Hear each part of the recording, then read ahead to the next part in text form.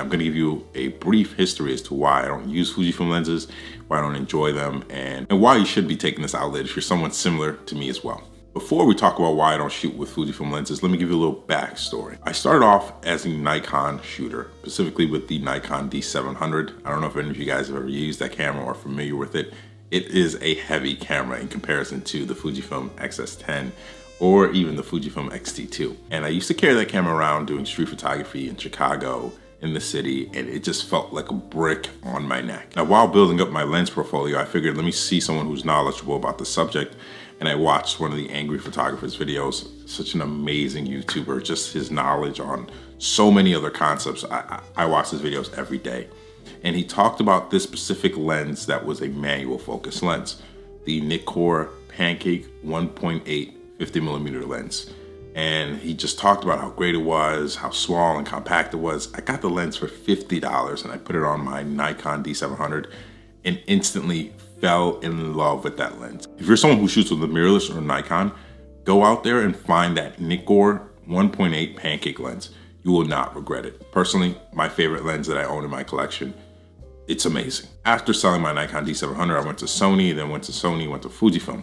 But the hardest thing about buying a new camera system is that you have to sell all of your old lenses. And I didn't want to do that. I didn't want to sell all of my manual Nikon lenses that I was using at the time.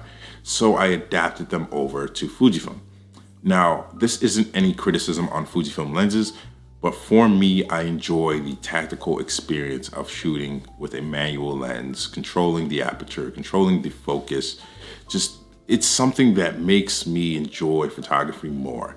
And I've used a lot of Fujifilm autofocus lenses. Heck, we're shooting with the 15-45 kit lens right now, which I will tell you is one of the most underrated Fujifilm lenses out there for someone who does vlogging. The experience that I've had with Fujifilm lenses don't excite me. They don't give me the same rush or joy of feeling of shooting with a manual lens here. I've adapted all of the Nikon lenses to even some of my Sony NEX cameras, these little small, tiny things here, which I will talk about on another video for another day. But every single one of my cameras have adapted Nikon lenses on them. And that's what you'll see me shooting with most of the time in any video that you see me shooting, whether it's night photography, portrait work, studio work, anything. I just love the feel and just the control that I have with manual lenses.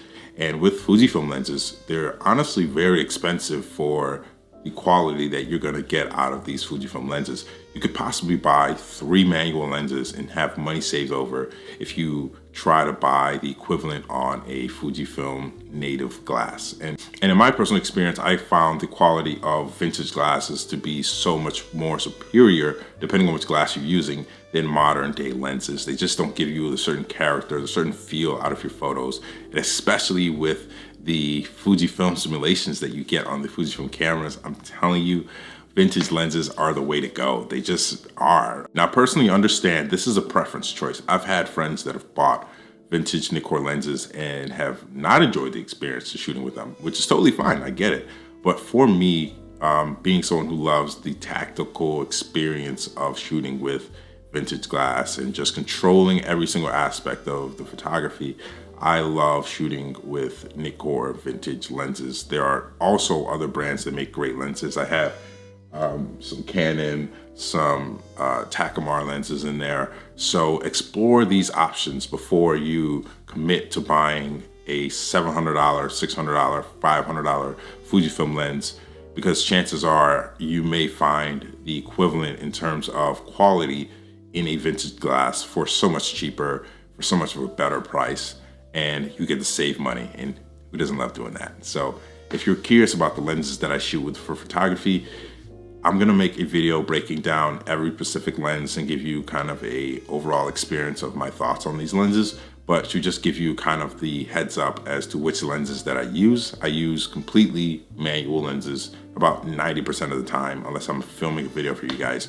where I can't really control a lot of these settings. So that's the answer to the question. And thank you for making it this far to this video. And I want to also give a congratulations to you guys. I can already feel this channel, man, like the amount of people that have been reaching out, growing, and I'm just so excited for even the videos that I have coming up soon for you guys. The weekend with the Fujifilm XS10. These disposable videos, I'm telling you, they just mean so much to me, and I'm happy that I can share these videos with you guys and you enjoy them. So with that being said, it is your boy Wale. Thanks for tuning in, and I'll see you on the next one. Peace.